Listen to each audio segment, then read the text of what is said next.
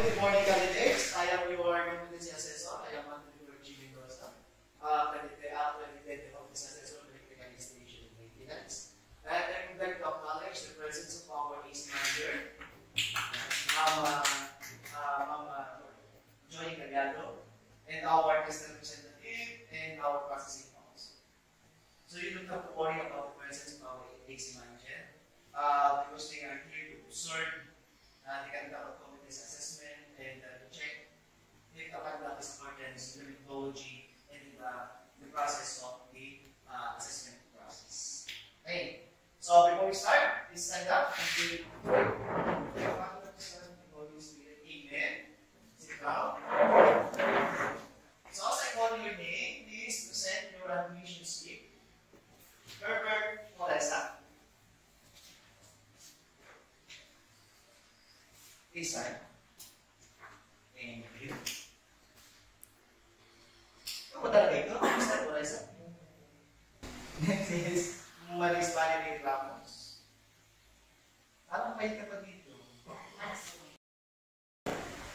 Okay. So I have here your self-assessment guide. And I have also the accomplished application form of the self-assessment guide. So this is the indication that you know and you can perform all the skills and the unit competencies enumerated in electrical installation and maintenance. Okay, so I would like you to welcome in our testing center, Ulisan Integrated High School Assessment Center. And like I said, we have the presence of our AC manager, our assistant center manager, Joy Gallardo. So the purpose of the assessment for electrical installation and maintenance is to determine your level of competency in EIM. So today, I am going to administer the competency assessment for electrical installation and maintenance, NC2. So the qualification of electrical installation and maintenance are composed of three competencies, which are the common, basic, common, and core competency. So in core competency, we have the install roughing activities for electric fixtures. The second competency is install electrical protective devices for floor and ground-mounted outlets. And last is install the lighting fixtures. So that is the three. So the different tasks that you need to perform while in the assessment are: one, you need to install the wiring base, and number two is to install the lighting fixtures. So how can we collect the evidences while we are performing the assessment, or while you are in the assessment? First is I will determine your remaining knowledge by administering the written test. So, i-collect yung evidences into three categories. So, ibig sabihin, you have three parts of the assessment. First, you will have the written test. Second, you will demonstrate, install the wire base, and install the lighting fixtures. And last is oral questioning. Yun po ang magiging proseso ng pagkorekta natin ng evidences. Okay. So, in our assessment center, kung kayo po ay medyo nakakaramdam ng pagbabawas o nakakaramdam ng hindi maganda, ang CR po natin ay nasa kanang bahagi ng ating assessment center at meron po araw ng revenue sundan. We have also our canteen. Pagka po kayo nagutom, ay pwede po ninyo sundan. Yan po ay nasa bandang baba ng ating assessment center. Ano po? Okay, if you have any question, please raise your hand para mabigyan po kayo ng assistance o maklarify po natin yung inyong mga tanong. So, meron po ba kayong gustong i-clarify in our assessment process? Yes? Wala. Okay, how about you, Miss Marie? Wala. Okay, thank you. So, in case if the assessment result is not favorable in you, o hindi kayo satisfied sa result ng ating assessment, so if the result of the assessment is that if you are not satisfied with the result of the assessment, and you get the not yet competent, we are willing to assist you to undergo again into the reassessment. But if you take reassessment, you will get also the not yet competent. You will go under the refresher course. And if you are not satisfied in the result of your examination or your assessment, and you need to clarify to the assessor that the result is not favorable of you, you can write your complaint in the letter. Teka lang. Sure. Kung hindi naman po kayo hindi nyo tanggap yung resulta ng inyong examination, ng result ng inyong examination, ay pwede naman po kayong sumulat sa ating test na provincial office para magbigay po kayo ng statement kung bakit hindi nyo matanggap na kayo ay natin. And our test representatives ay willing po na kayo yung assist. Ito po, para po ma-process po natin ang maayos. So, during the assessment, natin po natin tatandaan na mas kayatin po natin na kailangan po administer yung ating operational health and safety procedures.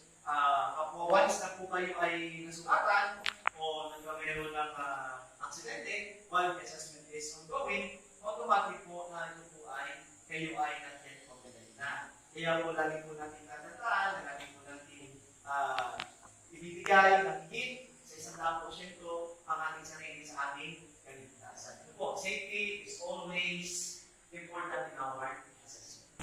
So kung meron po kayong clarification, at meron po kayong mga tanong, o po kayong media, tanong po sa akin, o sa ating agency manager para po sa proseso ng ating assessment. At muli po, once na-start na po yung ating assessment, ay hindi na po kayo pwede lumabas ng ating assessment center. Kaya po, bibigyan po kayo ng pagkakataon na lumabas at ito'y comfortable po yung mga sarili at inagaya po yung sarili para po sa ating assessment. Ano po? Once na natupisa na rin po tayo, ang cellphone po ay hindi na pinapayagan gamitin. Kaya po yung mga cellphone and gadgets, pakilagay po sa inyong bag at ilagay po dito sa kape ng ating table para kita po natin. Ito po, marami po isa lang. Okay, so tatawagin po yung isa doon sa ating assessment center, doon sa ating practical work area, ang bawat candidates. Once na tinawag po kayo, yung number ninyo, ay pupunta kayo sa akin para mag-administer tayo ng assessment. Kaya meron pa ba sa inyo na gusto mag-CR? Kasi once na kahit talaga yung start na, hindi ko na kayo pwede malabasin. Ano ba? Hindi na. Wala na. Anyone? Wala na. Okay. So, habang ginagawa natin, yung materials, check po muna natin, okay, kung meron na yung ating materials, kung meron na yung ating equipment, so nakalagay na yung ating assessment area. So, before we go to the demonstration, please answer this written test for 15 minutes.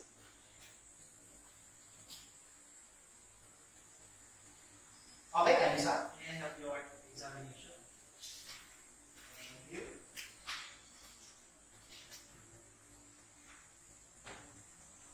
Okay, candidate number 1, please.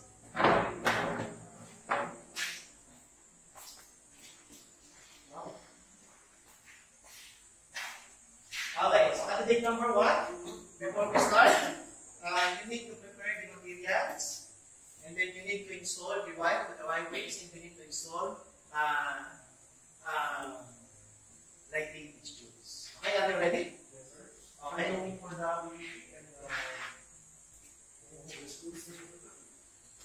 are you ready? Yes. Okay.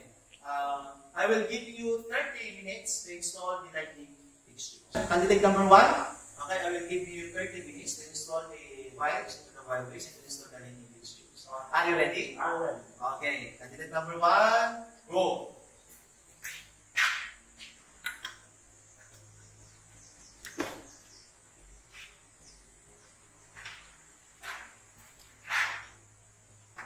Okay, time's up. Thank you, candidate number 1. Please call candidate number 2. Thank you. Oh. Okay, candidate number 2. I will give you 30 minutes to install the wires to the wireways and to install lighting fixtures. Are you ready? Yes, sir. Okay, go.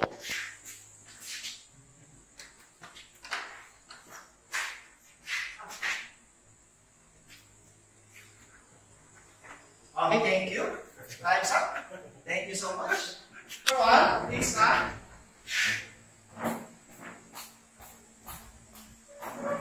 Well, I candidate number one. So how are the assessment? Madali naman. Nagawa ko naman ng maayos. Sa palagay mo, nagawa ko ng maayos. So, you have a good demonstration. But sometimes, you feel nervous. Yeah. Because electric cell, magkakaman, So, you feel nervous in some competency. So, I think, you feel nervous because it's your first time in our assessment. So, if you have not satisfied with the result, so you are not yet competent. You are not yet competent because there is some competencies that we can demonstrate well. But your written examination is good. You almost perfect the examination. So, you need to take a assessment. So, if you have been satisfied with the result as not yet competent, you may take the assessment. But if you are not satisfied with the result, you may take an appeal to later. And our test representative is in our back to entertain how we will take an appeal to the assessment. Thank you so much. Please welcome. How is the assessment? It was fine, sir. Oh, okay. It was fine. You demonstrated all the competencies.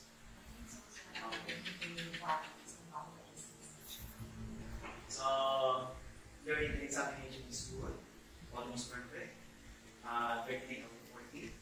So, also, you have demonstrated all the competencies that we have. So, in that case, congratulations. You passed the national assessment for the electrical installation. Sir. Thank you so much. Please go back. Okay, congratulations again, candidates. So, for those who rated competent in our qualification, you can get our your test national certificate level 2 in our provincial's office, located at Grand Central Terminal, Lucena City. You need to bring a passport size with white background, with oral, and then bring also 50 pesos for the certificate fee of the national certificate. For those who are rated as not yet competent, don't worry, we are here to assist you and to guide you how you will apply for the pre-assessment. Thank you so much and good luck. Thank you.